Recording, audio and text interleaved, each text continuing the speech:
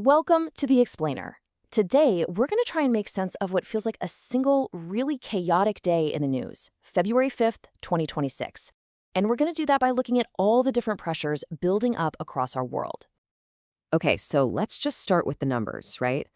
Bitcoin, bam, down 13% in just one day. That's a brutal drop, and it's our first big sign of the pressure we're talking about. And it doesn't stop there. Over in the stock market, Estee Lauder gets absolutely hammered, down a full 20%. Why? Well, they announced some very costly news, which just keeps piling on to this feeling of economic pressure. We're talking about $100 million hit to their profits. $100 million! And it's all thanks to new tariffs. You can just feel that economic pressure building, can't you? So, okay, let's really dive into this. It feels like the whole system is under a ton of stress, doesn't it? The best way to think about today's events is like a pressure cooker. We're going to try to understand what's really happening beneath the surface of all these headlines.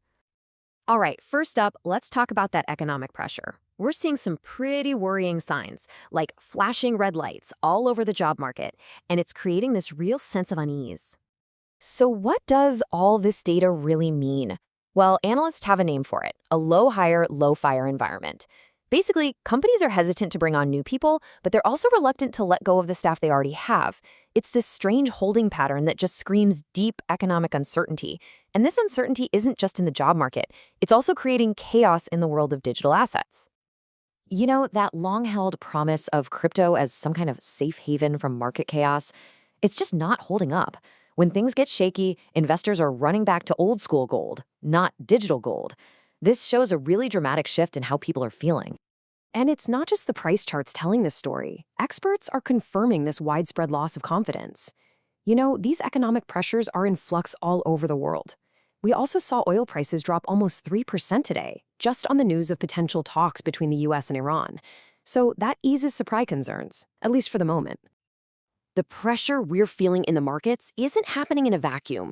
It's actually being amplified by what you could call a technological earthquake, and it's shaking the very foundations of major industries. Let's see how this just cranks up the pressure even more. So, get this. There's a brand new phenomenon called vibe coding. I know, the name sounds pretty casual, but what it represents is massive.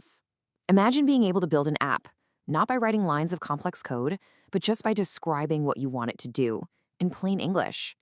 Its potential to completely upend the entire software industry is just huge. So how does it actually work? And this isn't some theory for the future. This is happening right now. Reporters at CNBC, with zero coding experience, mind you, created a clone of Monday.com, a company with a $5 billion market cap. And they did it in under an hour for just a few bucks. The implications are staggering. And as you can guess, this kind of technological pressure is fueling some pretty intense corporate rivalries.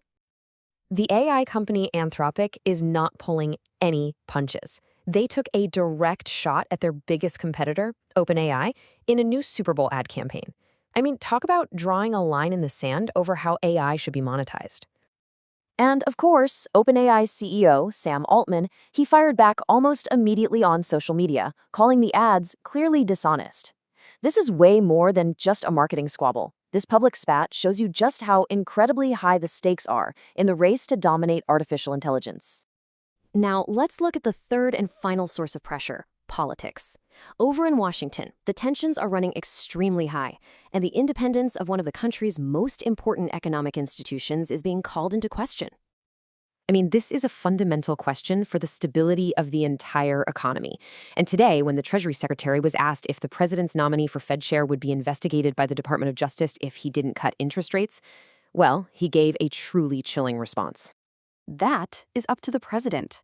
That single sentence raises really serious questions about political pressure on the central bank, especially since the current Fed chair is already under a DOJ investigation. And that is not the only high-profile clash with the Department of Justice.